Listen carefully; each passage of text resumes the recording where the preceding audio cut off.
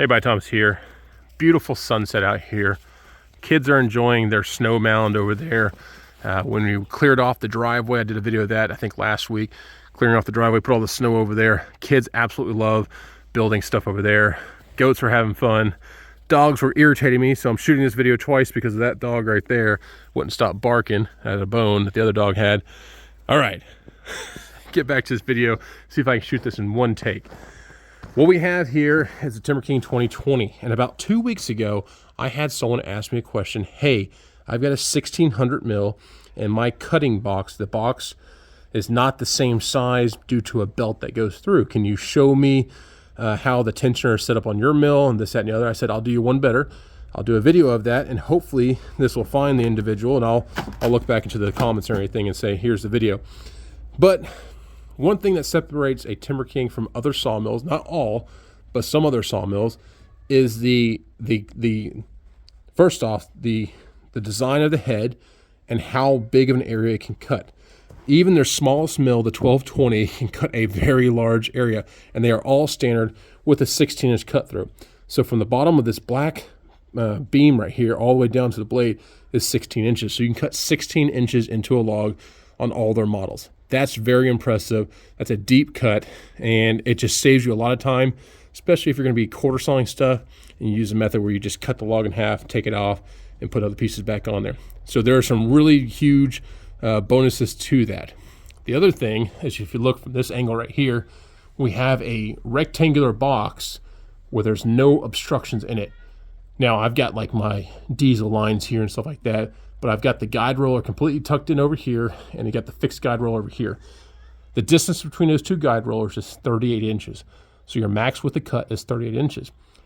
However, on the Timberking website, you'll see that it'll say it can handle a 39-inch diameter log. And what that means is, if you look even from this angle right here, you can see this guide roller sticks out just a little bit from there. So you gain about an inch more up a little bit higher into the box. So technically, if you could put a log on here that is 39 inches in diameter and still cut it on the mill, it'll still clear the framework of the saw head as it goes down. You may have to whittle that log down to actually do your max width of cut, but you can handle a large log. The reason that this is so, and between this model and older models, is because they tuck in this tensioner, or this belt right here, excuse me. This is your drive belt with a tensioner pulley.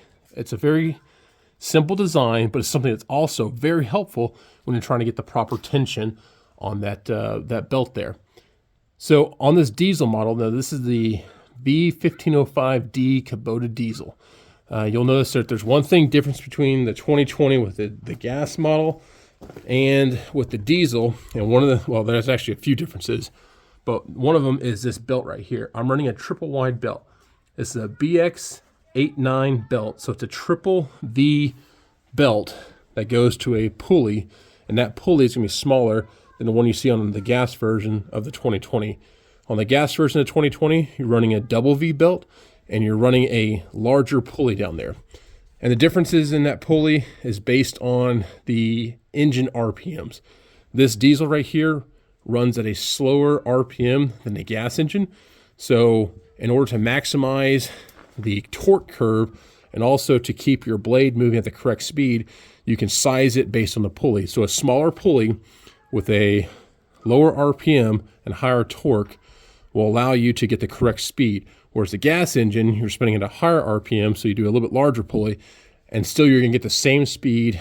I believe the blade speed, I've done some research on this in the past. My buddy Rich Chamberlain knows this very well.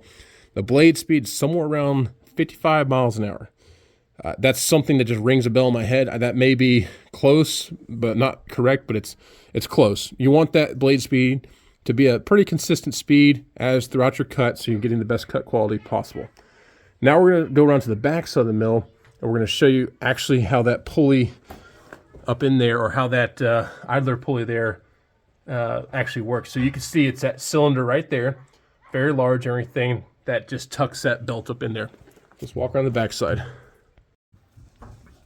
Okay, don't mind all the sawdust and the melted snow here, but this right here is the back side of your pulley, your tensioner, if you will. As you see, you've got the flat part of the belt, or the straight part of the belt right here. It goes from the pulley down below up to the drive shaft, if you will. And then down below here, it comes to this idler pulley. This idler pulley then is tensioned by screwing this screw out further. As this screw extends, it lifts up this pulley and provides tension onto your belt. This belt is measured with a spring tensioner. So you'll put a spring tensioner on there to get to the correct, tension, if you will. I'm going off memory, but I believe it was 18 pounds for 1 inch of deflection is the proper tension. Especially in a diesel engine, and actually on all of them, you want to make sure you have the correct tension on here to make sure your belt's not slipping, you're getting the proper speed with your blade, and you're getting that proper cut. If this was slopping around, you would see this belt moving up and potentially hitting onto the actual metal frame up here. If you're seeing that, or if you're seeing your belts really kind of have like a large sine wave in them, probably they need to be tensioned more. On this model right here, it's really easy to tension them because it's just using this screw right here. You extend the screw out and it tensions it more. On older models, unfortunately, what you would have to do is you'd have to take the whole engine and push it over. Now, I have seen people make modifications to their engine where they have like a block on this side and they have some screws that actually pushes everything over. They'll have to weld on a piece. But on some of the models, like the 1600 my buddy Neil has, the way you tension your belt is through the positioning of your engine and bolting it down onto the plate. Again, that was older models. Newer models, they've gone through and used this tensioning design right here, this idler pulley, if you will, that really keeps everything out of your way. This is a better view right here, so you can see it's a triple V belt. So you have 3 distinct sets of belts all connected in one. And this belt model, if anyone's interested, is a BX89 belt. There we go, BX89. These belts are pretty spendy, but they do last a long time. And they do take a beating sometimes, depending on how your blade blows up. I have seen some people with very low hours on the mill and maybe have some kind of catastrophic blade failure that maybe hurt that belt. And I have seen some other people, and it's happened to my dad's mill, my older mill too. You'll start losing teeth on here, and you can actually lose quite a few teeth on here before this belt is deemed unusable. But that's just something to look at. If you're missing, say 50% of these teeth, odds are you probably need to change out that belt. And that belt's probably in the $120-ish range. You'll have to check with Timberking or pull that part number from the manufacturer.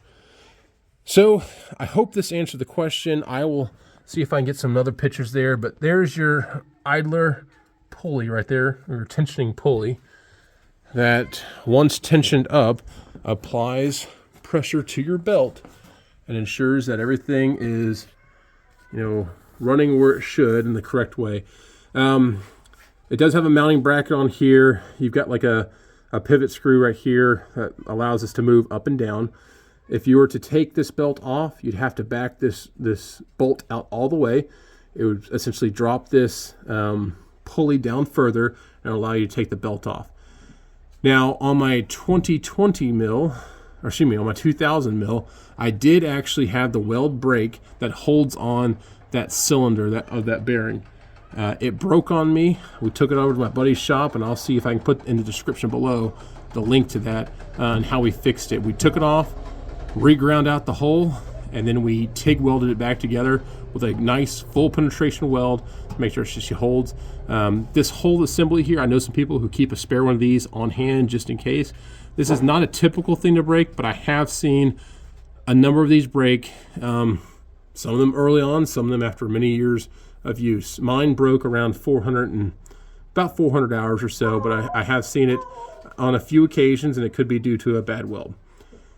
All right, folks, I hope that was beneficial and just informational to some folks. This is a fantastic machine. I am very happy with the quality of mills that Timberking produces. Every single mill has their pros and cons. In my opinion, the Timberkings do have more pros than most, but I am not opposed to any mill out there. I've run a lot of different mills. I've owned a lot of different mills, and I absolutely love hearing people's insight and information about their mills. So also, I'm going to put this out there, and I'm going to be meeting up some people here in the future if you have any kind of sawmill, and if you're in the Wisconsin area, say around within 50 miles to 100 miles of Marinette, and you'd like to, have me come out there and we can shoot a video together, I'd appreciate that. It's something cool for the channel, and we can grow and network, and I get to meet new people and talk about new sawmills. All right, please, subscribe to the channel if you like it. If you do, also give us a thumbs up. And if you know someone that has a sawmill or looking for a sawmill, hey, tell them about the channel and see if they want to check it out. With that, we'll talk to you later, and be safe out there. We'll see you.